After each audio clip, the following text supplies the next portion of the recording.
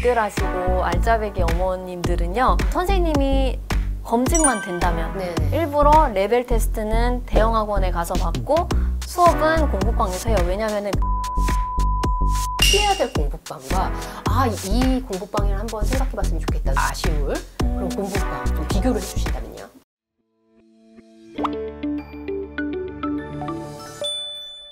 안녕하세요. 교육 고민을 대신 물어봐주는 교육대기자TV, 저는 대기자 방종임입니다. 방과 후에 학습을 보완하는 방법에는 여러 가지가 있습니다. 학원도 있고요, 과외도 있고요, 공부방도 있고요. 오늘은 그 중에서 공부방에 대해서 알아보도록 하겠습니다. 안녕하세요, 선생님. 인사 말씀 부탁드립니다. 네, 안녕하세요. 저는 소지니어스 시즌드 잉글리시의 대표이자 다채로운 아이들의 잠재력을 다정한 눈으로 바라보는 괴짜 영어 선생님 강소진입니다. 영어 공부방 분야에서 굉장히 유명한 영어 선생님으로 알고 있습니다. 감사합니다. 예, 영어 공부방 선생님이자 운영자로서 네. 자리매김했던 그 과정, 계기 좀 부탁드릴게요.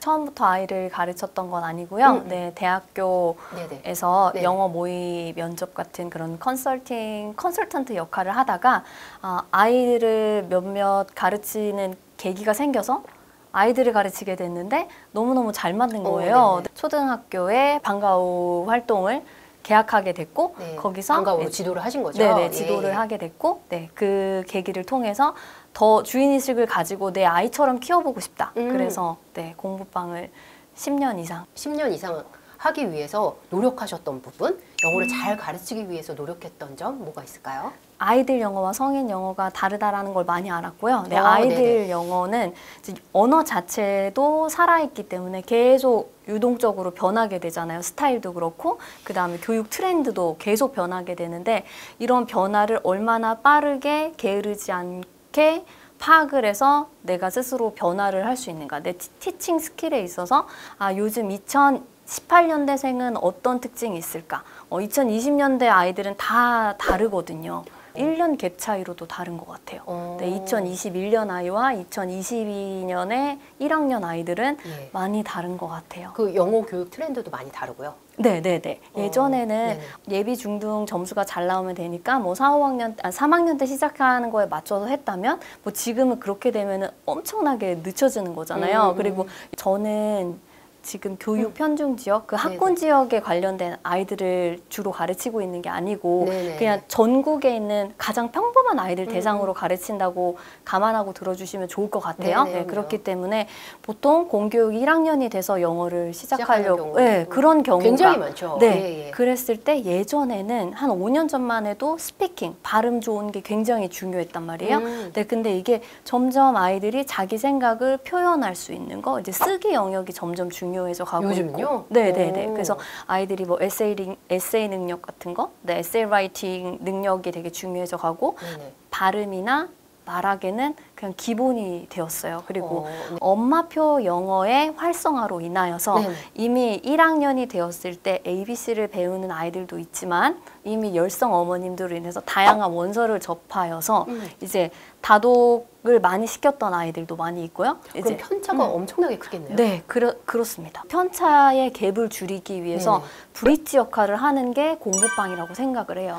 그런데 내 손을 탄 아이가 학원이라는 이런 레벨이 이렇게 촘촘하게 그냥 평가 제도가 확실한 그런 곳에 보내고 많은 아이들 속에 그 아이를 넣기에는 좀 내가 그런 환경에 넣고 싶지 않아 하는 그런 엄마들이 주로 이제 소그룹으로 자기의 그런 의사 표현도 하고 선생님과 이제 유대 관계도 이렇게 작은 그룹 커뮤니티 안에서 할 수 있는 그런 니즈가 있는 분들이 주로 공부방을 많이 보내세요. 제가 서두에도 말씀을 드린 것처럼 이렇게 영어 학습을 좀 보완하는 차원에서 선택할 수 있는 길들이 좀 몇 가지가 있죠. 학원도 있을 수 있고 교습소도 있을 수 있고 공부방도 있을 수 있는데 그동안의 운영 경험담을 바탕으로 세 가지는 어떤 차이가 있다고 보세요? 청땡, 정땡 뭐 이런 어학원들이 있어요. 굉장히 유명한 브랜드죠. 그 브랜드가 주는 안정감이 있어요. 그리고 마치 그 꼬리표가 딱 이렇게 붙어서 너는 뭐 이글이야, 너는 여기에 알바트로스야 이렇게 딱 말하면 그 안에서 주는 엄마의 그 어깨에 뽕이 있죠. 그 레벨이 주는 내 아이의 성적을 엄마들이 체감을 하게 되니까 그런 부분에 있어서 잘하는 아이들은 너무너무 좋죠. 맞아요. 네, 그런데 네. 모든 아이들이 솔직히 그렇진 않거든요. 그리고 학원 같은 경우에는 최소 12명에서 15명까지 받게 되거든요. 한 반에. 네, 네. 그러면은 그 안에 반드시 80대 20 법칙으로 잘 따라오는 아이가 있고, 엄마들이 가장 고민하시는 게 내 아이가 전기세를 내주는 아이가 되면 어떡하지? 라는 그런 고민을 솔직히 현실적으로 하십니다. 네. 그 다음에 아이들과 엄마들이 좋아하는 원어민 선생님이 계시다라는 점, 네, 원어민에게 수업을 들을 수 있다라는 비중이 게 확실히 있죠. 네, 그런 점. 그 다음에 평가 제도가 확실히 있어서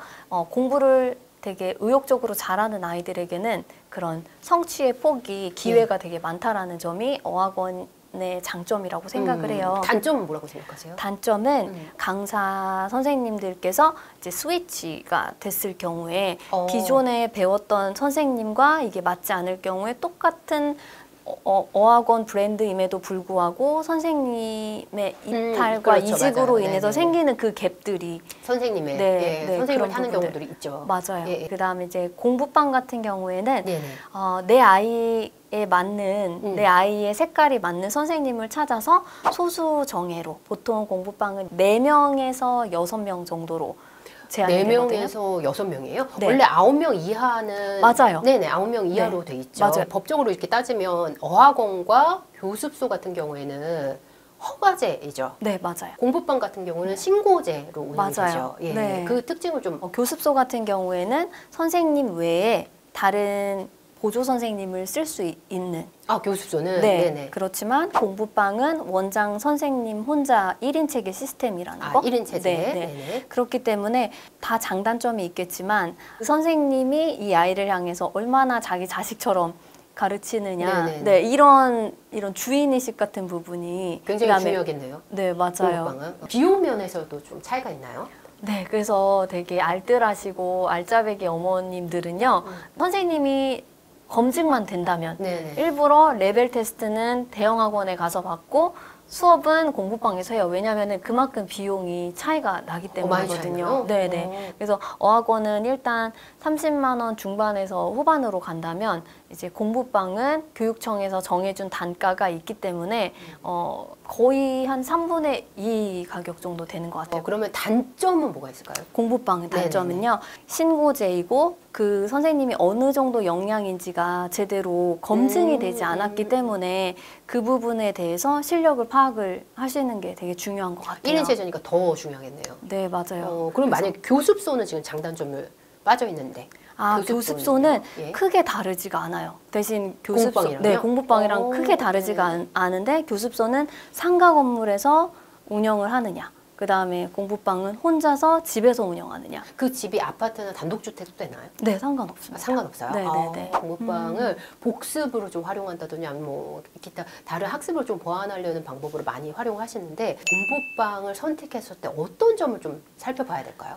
두 가지의 상황이 맞다면 공부방을 보내는 게 좋을 것 같아요. 이제 첫 번째는 엄마표 영어를 하다가 너무 시스템이 너무 강력한 엄격한 학원에 보내기 전에 무언가 그 전에 소그룹으로 해보고 싶다 하시는 분들이 공부방에 보내시고요. 네. 그다음에 주로 공부방의 대부분의 커리큘럼은 원서를 주로 가르치시는 곳들이 인기가 많이 있습니다. 그러면 그 공부방에서 어떤 교재를 어떤 원서를 선택하는 거는 그 원장 선생님, 그 선생님의 맞아요. 이미 결정인가요? 트렌드와 요즘 방향성을 보고 결정을 주로 하시죠. 커리큘럼을. 지금 말씀해 주시는 거는 영어에 한정된 얘기일 네, 수도 있는데 맞아요. 만약에 공부방에 또 영어 공부방만 있는 건 아니잖아요. 요즘에 수학 공부방도 있고 다양한 과목을 덧붙이는 경우도 있는데 공부방으로 그냥 전체로 확장해 주셨을 때 팁이 있다면요? 일단은 공부방이기 때문에 집이랑 생활 환경, 거주 환경과 동시에 아이들 학습 환경이 연결된 장소잖아요. 공부방이라는 그렇죠. 점에서는. 예. 공부방에 딱 왔을 때 이거 남의 집이네 하는 그런 느낌이 들지 않도록 공부를 할 수 있는 환경 조성이 잘 되어 있는지, 그 다음에 아이들이 온도 계절적으로 냉난방이 쾌적한지, 새로 그냥 뭔가 모집을 해서 보는 곳이라면 이 선생님이 기본이 되었는가, 이 책상이라든가 그 다음에 주변에 있는 그 책들도 마찬가지고 공부를 딱 할 수 있는 그런 환경이어야 되는지가 중요한 것 같고요. 네네. 표정이나 네, 그다음에 옷차림 역시도 집이긴 하지만 네네. 그래도 집에서 가르치는 것 같지 않게 잘 갖춰서 이렇게 약간 선생님답게. 프로페셔널한 모습으로. 네, 왜냐하면 요즘 아이들은 외모에 굉장히 민감하거든요. 내 수업하기 편하다고, 내가 편한 옷을 교복처럼 입고 계시거나. 그러면 자칫 선생님처럼 인식이 안 될 수가 네, 있는 거죠. 정말 옆집 그래요. 엄마, 옆집 아줌마도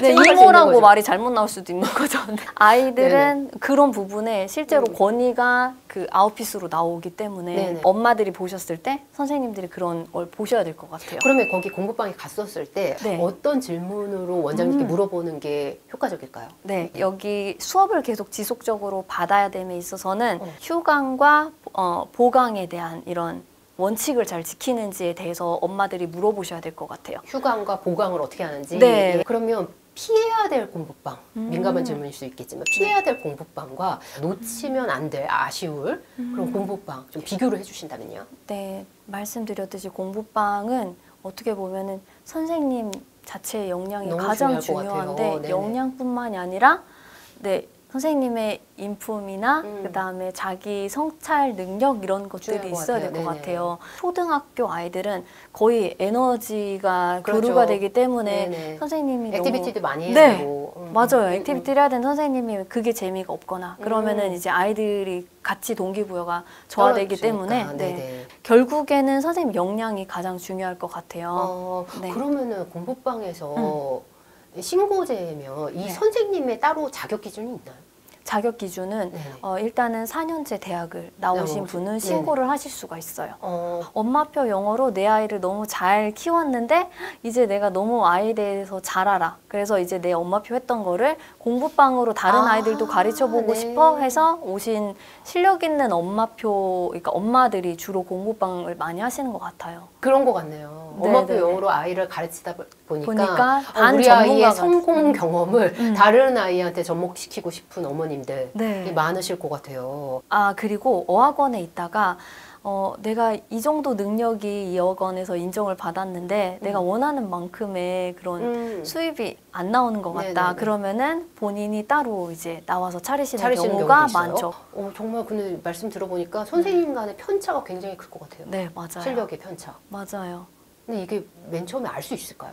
어, 거기 가서 일단 상담받는 과정에서. 그렇기 때문에 레벨 테스트를 하시는 걸 보셔야 돼요. 그래서 아, 레벨 조용히 테스트. 선생님이 이제 종이만 주고 점수를 보고 이렇게 얘기하는 건지 아니면은 이제 스피킹 테스트를 본다거나 인터뷰, 영어 인터뷰를 볼 수 있는 능력을 보면은 선생님의 발음이나 네. 아니면 이 플루언트한 거라던가 그런 걸 보면서 이제 네네. 파악이 되는 거죠. 그 운영 경험을 바탕으로 어떤 친구들, 어떤 학생들한테 좀 추천하시고 싶으신지. 공부방 하면은 편집장님도 말씀하셨듯이 약간 돌봄의 개념이 많아 보인다. 저한테 그런 말씀을 하셨잖아요. 네네. 그래서 자기주도 학습이 덜 돼 있는 아이들. 네네. 방과 후에 네. 약간 부모님이 맞벌이실 경우에 집에 올 때까지 네. 맡아주는 개념의 그런 네네네. 돌봄이라고 생각을 하시는데 공부방의 돌봄은 좀 더 스페셜하죠. 예를 들면은 아이의 태도를 봐준다거나 네. 학습 습관을 잡아준다거나 그다음에 아이가 혼자 공부할 수 있도록 플래닝을 해준다거나 이런 공부방들이 꽤 많이 있거든요. 그리고 그거에 대해서 관리 추적을 해주고 피드백을 해주는 그런 것들이 공부방 선생님들은 소수 체계이기 때문에 소수 아이들을 대하기 때문에 그런 부분이 굉장히 좋은 것 같아요. 네. 그리고 만약에 이 공부방을 우리 단지에 없을 수도 있잖아요. 어떻게 좀 접근하는 게 가장 효과적인가요? 보통은 네이버 블로그나 예. 인스타그램으로 활동을 많이 하시거든요. 선생님들께서 자신을 알리시기 위해서 그런 식으로 네. 브랜딩을 해 나가시기 때문에 상현동 영어 공부방이라는 해시태그를 치시거나 아니면 네이버에 그렇게 검색을 하시면 다양한 수업에 관련된 커리큘럼에 대한 부분, 그 다음에 아이들과 어떤 수업을 하고 있는지에 대한 게 블로그에 다 이렇게 포스팅이 되어 있으실 거예요. 선생님이 잘 운영하시는 것을 본 주변에서 네. 창업하고 싶으신 분 굉장히 많을 것 같아요. 감사하게도. 네네, 맞아요. 그래서 이렇게 공부방의 창업 네네. 내지는 영어 공부를 가르치는 영어 교육에 대해서 관심 있는 분들을 대상으로 이번에 클래스를 여신 걸로 알고 있거든요. 그 네네네. 클래스 어떤 분을 대상으로 어떤 계획을 만들게 되셨는지 소개 좀 부탁드릴게요.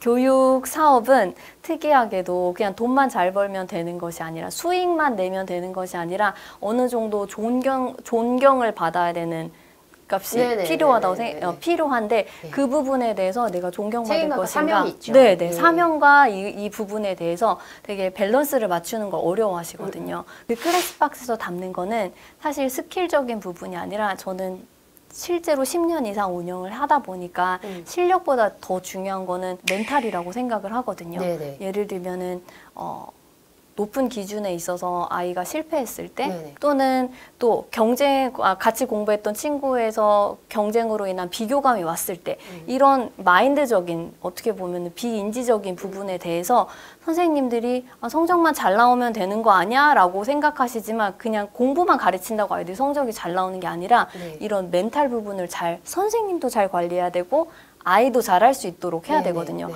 그 부분에 대한 가이드 제가 실제로 아이들과 겪으면서 시련, 좌절, 거절, 패배감 이런 네. 것들을 제가 실제로 다 겪었던 사례로 풀었어요. 경험담과 에피소드를 녹이셨어요. 웅진 캠퍼스 클래스박스가 교육자 대상으로 강의를 여신 거잖아요. 네네. 그중에서 말씀하셨던 메시지 중에 인상 깊었던 그 한두 가지를 좀 짚어주신다면요.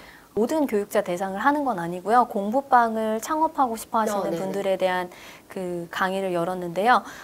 스킬적인 티칭 스킬에 관련된 거, 그 다음에 공부방을 운영 관련된 그 두 가지 띠을 가지고 담았어요. 근데 네네. 아이들이 동기부여가 되기가 좀 어려워요. 영어 공부를 함에 있어서 나는 커서 뭐 외교관이 될 거야 막 이래가지고 공부한 아이들보다는 엄마가 보내기 때문에 엄마 손에 이끌려서 간 아이들이 많기 때문에 그런 아이들을 어떻게 동기부여를 해서 수업 시간에 와 있는 현장에서 그 아이가 알차게 그 시간을 거의 100%에 가깝게 그 수업을 이끌어갈 수 있느냐 그거에 대한 저만의 노하우가 있어서 그 부분. 대부분은 동기나 의지가 없이 엄마 손에 이끌려 온 친구들이니까요. 네, 맞아요. 네. 그렇기 때문에 특별한 티칭 스킬이 필요해요. 특히 초등학교 같은 아이들.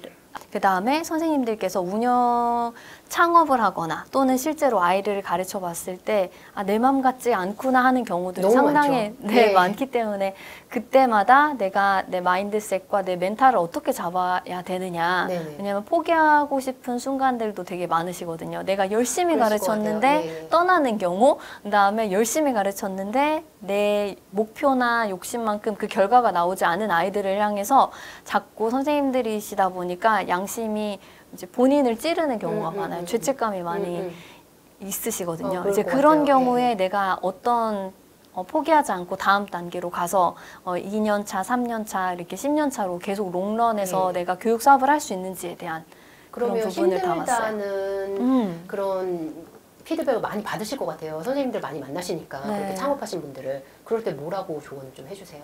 선생님 그거 느낀 것 자체가 일단 성장이다. 그리고 네네네. 저는 가장 두 가지가 가장 교육에서 중요하다고 생각하는데 재미와 성장이라고 생각해요. 그러면은 그게 굳은 살이 돼서 선생님이 다음번에 더 큰 그릇이 될 거라고. 그렇다면 어떤 분들한테 좀 추천을 해주시고 싶으세요? 이런 분들이면 좋을 것 같아요.